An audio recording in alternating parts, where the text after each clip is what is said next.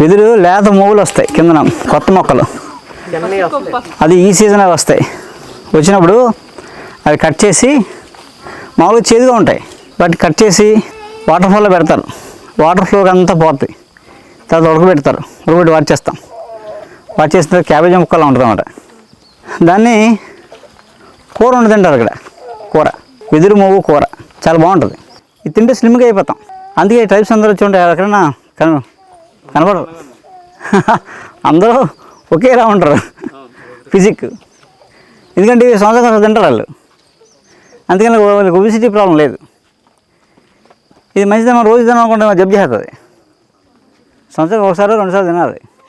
ఆ సీజన్లో 2 సార్లు తినాలి పోద్దనమాట. ఇక మూగుల సంగతి పక్కన పెడదాం. ఈ ఆకులు ఉన్నాయి కదా, ఈ ఆకులు కొన్ని ఒక బకెట్ నీళ్ళల్లో మరగబెట్టి స్నానం చేసామనుకోండి, చర్మాలు తగ్గుతాయి. జ్వరం వచ్చిన తగ్గిన తర్వాత నీరసం ఉంటుంది కదా, ఫీవర్ వచ్చి తగ్గిన తర్వాత వీక్నెస్ ఉంటుంది బాగా నీరసం. అప్పుడు వెదురాకులు నీళ్ళు స్నానం చేస్తే వెయ్యేళ్ళని బలం వస్తుంది అన్నమాట, ఐరన్ మ్యాన్. అలాగే ఇంకా ఉపయోగం ఏంటంటే లేడీస్కి ఓవర్ బ్లీడింగ్, మెన్సెస్లో బ్లీడింగ్, లేకపోతే బ్లీడింగ్ స్టార్ట్ అయ్యి 15 రోజులు, నెల, 2 నెలలు, 3 నెలలు అయిపోతుంటుంది. ఏవో ట్రాఫిక్ ఎంఎఫ్లు అలాంటి స్టెరాయిడ్స్ వేస్తే కానీ ఆగదు. అలాంటప్పుడు మీకు అక్కడ పార్కులు కూడా ఉంటాయి. అవన్నీ మంచిగా పర్లేదు, ఇబ్బంది లేదు. ఆ వెదురాకులు ఇగో చూసారా, ఇది అంకురం అంటే ఇదనమాట. ఆ లాస్ట్ వచ్చిన పీకితే ఇలా వస్తుంది పూస. ఇలాంటివి ఒక 15 ఆకులు, 15 ఆకులు, ఒక పావు లీటర్ నీళ్ళలో ఈ 15 ఆకులు వేసి ఒక 100 ml మరిగించాలన్నమాట.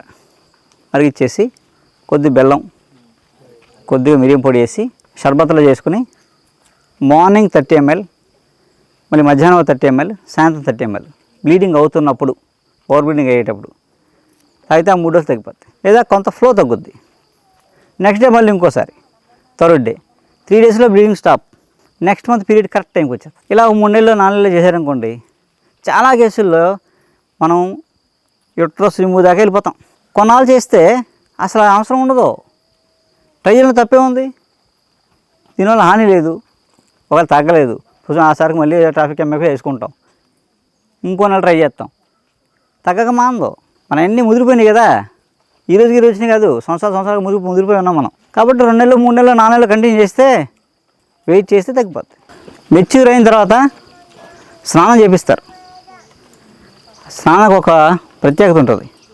కొన్ని హెర్బ్స్ వాడేవారు, ఫార్మర్ కూడా వీడియో పెట్టాం మేము. పచ్చి పసుపు, వస, నేరేడు చెక్క, వెదురాకు, ఇలాగ కొన్ని పెట్టాం ఫార్ములా. అవి మనకు అన్నీ దొరకవు కదా, మరి వాళ్ళకంటే దొరుకుతాయి. ఇప్పుడు ట్రైబ్స్ పీపుల్కి చేయిస్తారు.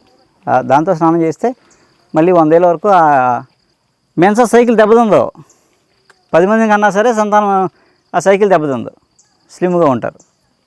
ఆ ఒక్క స్నానం అందుకు పెట్టింది మెచ్యూర్ ఫంక్షన్. మనం అది వదిలేసి వేరే చేస్తుంటాం. ఇంకా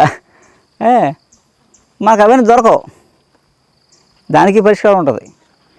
వెదురాకులు ఇలాంటివి ఒక ఇన్ని తీసి ఒక బకెట్ నీళ్ళలో మరిగించి ఆ నీళ్ళతో స్నానం చేయించండి, అది పని చేస్తుంది.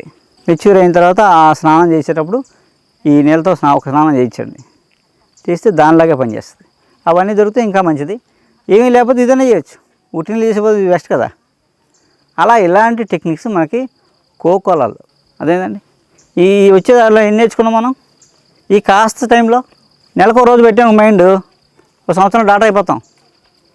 నెలకు 1 రోజే మైండ్ పెడితే సంవత్సరంలో 100 జబ్బులకు వైద్యం చేస్తాం. అవునా కదా. అందులో మందే ఉంటుంది. మనం ఎప్పుడు దాకా సంచులు తిరిగి అటు ఇటు. అలా ఏంటంటే ఈ మొక్కల్లో విశేషమైన వన సంపద ఉందండి. అంటే ఆరోగ్య రహస్యాలు ఉన్నాయి, ఎన్నో అద్భుతమైన రహస్యాలు ఉన్నాయి. మనం ఒబేసిటీ గింజుకుంటాం, ఏముండదు. మీరు ఫుడ్ ఏం మార్చిన తగ్గిపోద్ది కాదు, టైం పడుతుంది. మన టార్గెట్లు ఏముండవు. నెలలో 10 కిలో తగ్గుతానా, 2 నెలలు 20 కిలో తగ్గుతానా, అలా తగ్గకూడదు. మనం పెరిగినప్పుడు స్లోగా పెరిగాం, తగ్గినప్పుడు స్లోగా తగ్గాలి. అదొక 6 నెలలు, సంవత్సరం, 2 ఏళ్ళు 3 ఏళ్ళు చేసామనుకోండి, నార్మల్గా వచ్చేస్తాం. ఒబేసిటీ ఎందుకు పెరిగిపోతామంటే డిప్రెషన్ వల్ల. లావుగా ఉన్నాను మనం ప్రతిదానికి ఫీల్ అయిపోతుంటాం. ఆ ఇన్ఫీరియారిటీ ఎప్పుడైతే పోయిందో బాడీలోంచి ఆటోమేటిక్గా ఒళ్ళు తగ్గడం మొదలైపోతుంది. అది పోనని చెప్పి మనం ఎన్ని వాడినా బాడీ పెరుగుతూనే ఉంటుంది. ఇది కూడా ఒక సైకలాజికల్ ప్రాబ్లం ఒబెసిటీ అనేది. ఇంకోటి ఏంటంటే లావుగా ఉన్నామా సన్నగా ఉన్నామా ముఖ్యం కాదు, యాక్టివ్గా ఉన్నామా లేదో చూసుకోవాలి. లేదు, మనం చేసే పనిలో మనం చేసుకుంటూ, అంటే మనం బతకడానికి మనం చేసుకుంటూ ఏదో ఒక సర్వీస్ చేస్తున్నాం అనుకోండి, ఒక తృప్తి కానీ దాని మీద మైండ్ డైవర్ట్ చేసాం అనుకోండి, ఆటోమేటిక్గా బాడీ సెట్ అయిపోతుంది. అంటే ఈ బాడీ మీద మమకారం పెద్దగా ఉండకూడదు, పక్క వాళ్ళ బాడీ మీద మమకారం ఉండాలి, వాళ్ళకి ఏమవ్వకూడదని ఉండాలి. అప్పుడు ఈ బాడీ ఆల్రెడీ సెట్ చేస్తాడు, వాడితో పాటు మొన్నే సెట్ చేస్తాడు. అంటాం కదా లోక సమస్త సుఖినో భవంతని.